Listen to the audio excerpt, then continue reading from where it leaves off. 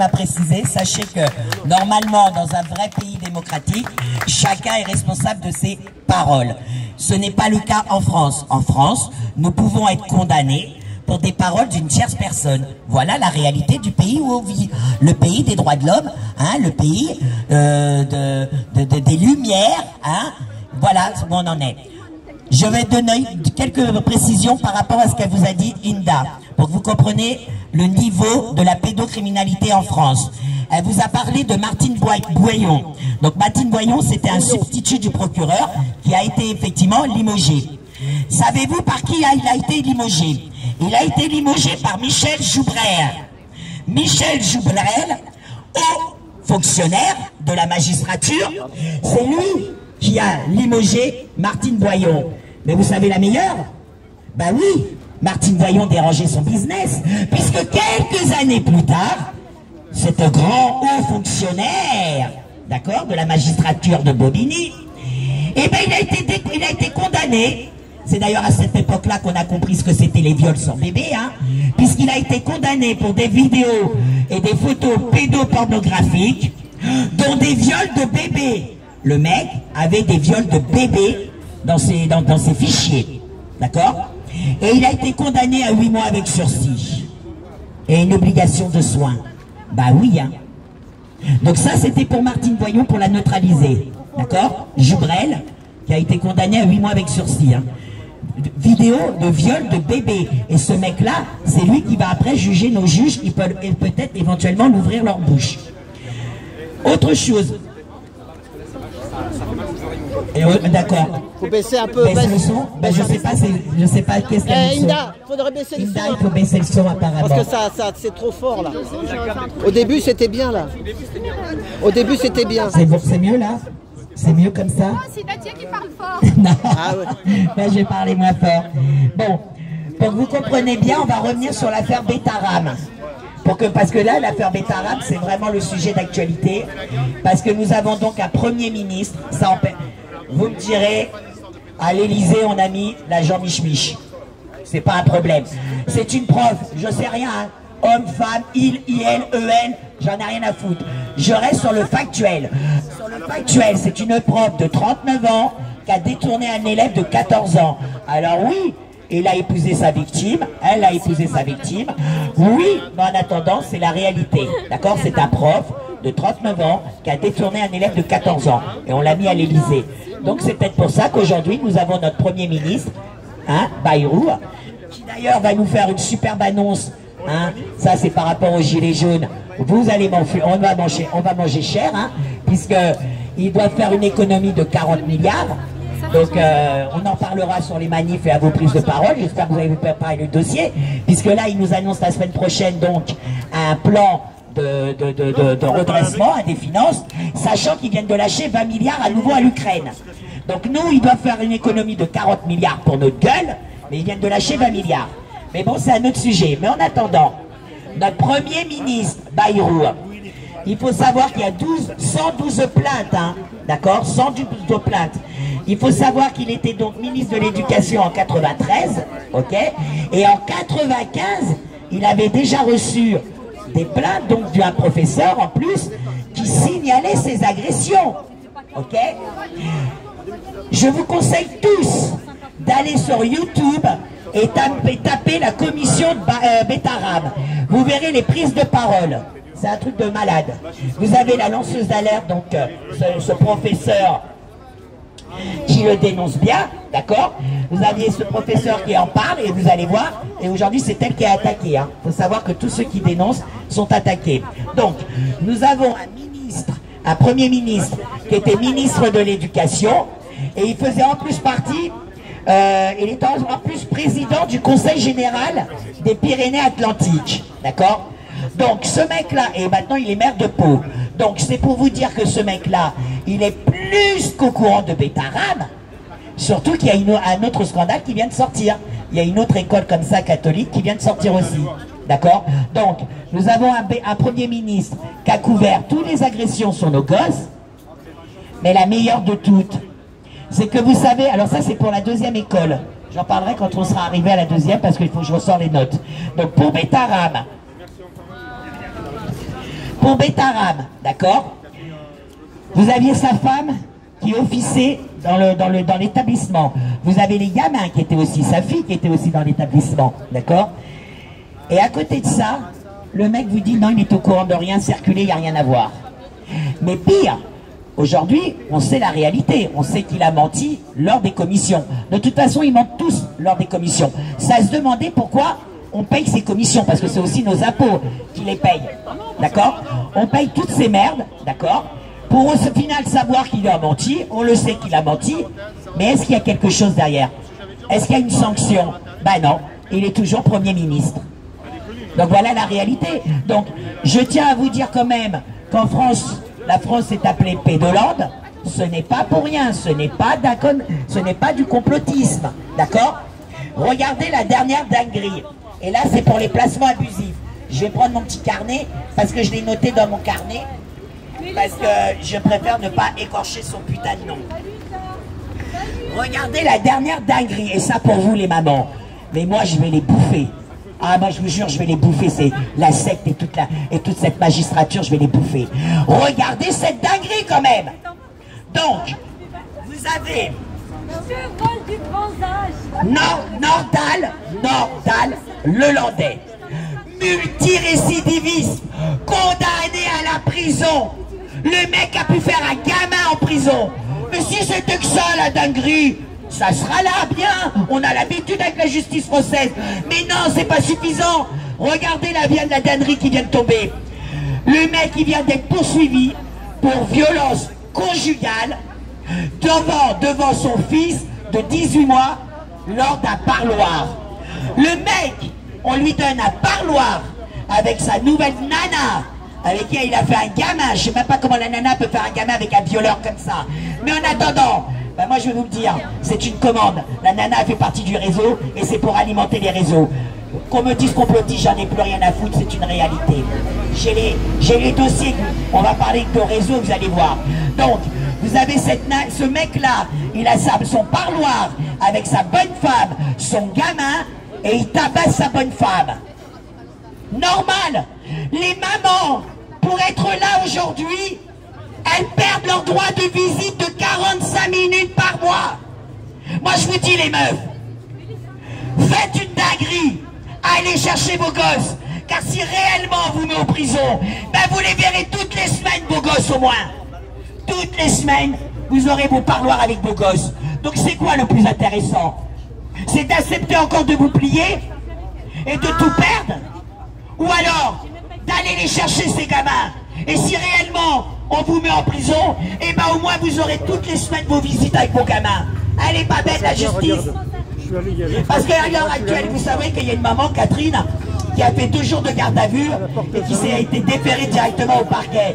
Parce que justement, maman Catherine, maman d'Eliott, appelait tous les parents d'aller les chercher directement, il y en a marre.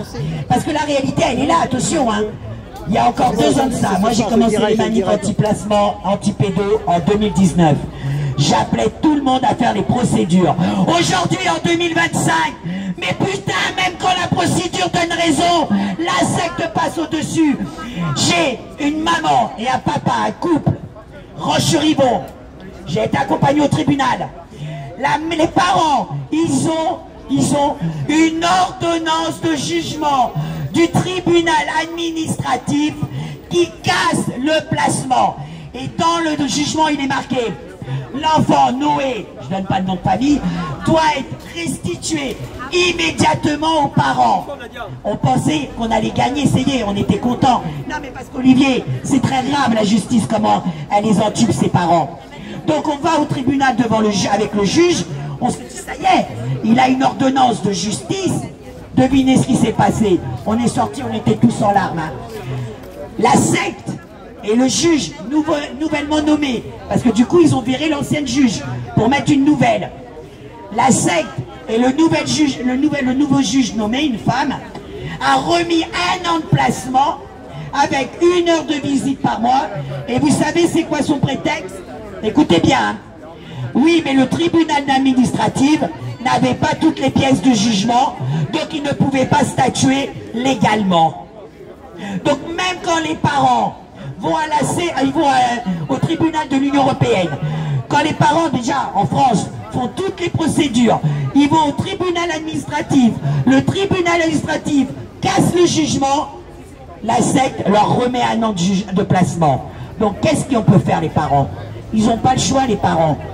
Et c'est pour ça qu'aujourd'hui, après 5 ans de militantisme contre les placements abusifs et la pédocriminalité, je n'ai qu'un seul mot, un seul ordre à dire, un seul mot.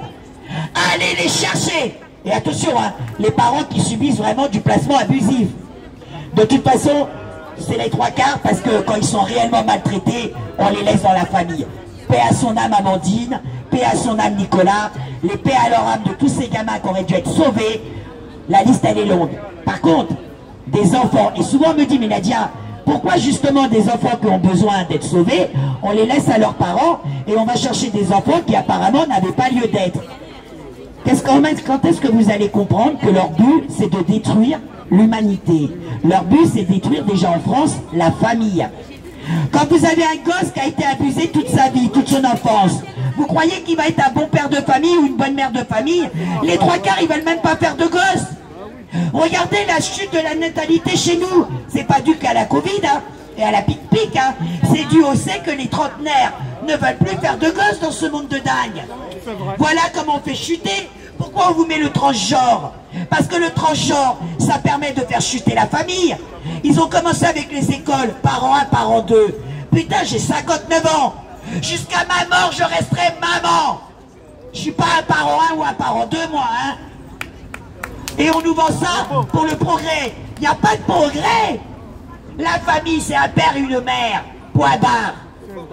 Maintenant, oui, il y a des cas, il y a des exceptions, les gays, mais rien ne les empêche d'être parents aussi. Mais c'est une minorité. La majorité, on est tous des hétéros, putain. Ou alors on est tous devenus des gays. Je ne le crois pas. Nous sommes tous des hétéros. Donc, qui protège nous les hétéros? Qui protège nous? Quel organisme est là pour protéger nous les hétéros, pour protéger nous, notre famille traditionnelle, un papa, une maman? Ils sont où pour nous défendre? Ben non, on n'a personne. Il faut abonder dans le sens du transgenre, normal. Nos gamins, la justice, quand ils ont 13-14 ans qu'ils sont placés et qu'ils veulent parler au juge, on te dit non, l'enfant il n'est pas assez mûr pour expliquer ce qu'il veut. Par contre, pour se faire couper, là il va être assez mûr à 13 ans.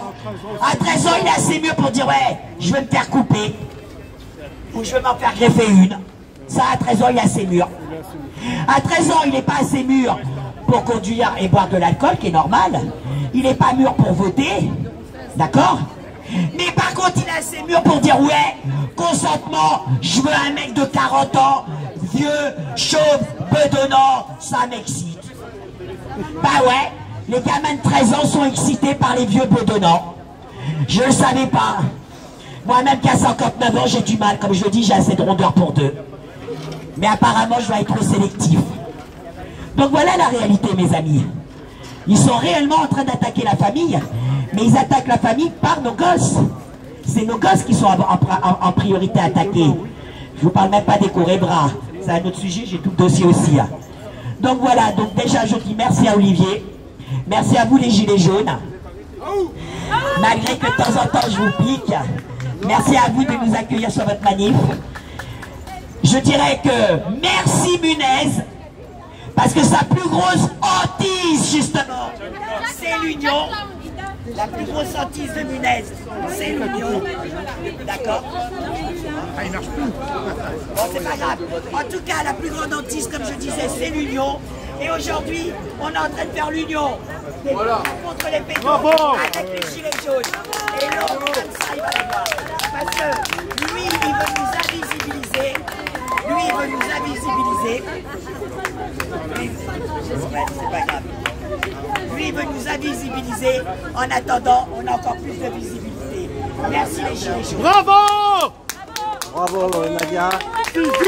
Donc, n'oubliez pas, allez voir la chaîne de Nicolas Bouvier. Nicolas Bouvier, il a fait un live de 3h30 avec 4 ou 5 avocats et une association qui s'appelle l'association, je crois, Michael Justice.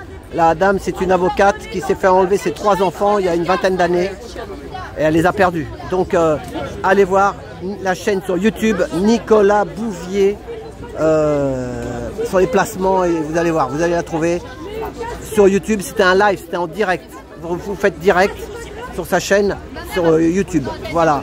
Et bien merci à toutes ces mamans et à tout bientôt. Merci. On lâche rien.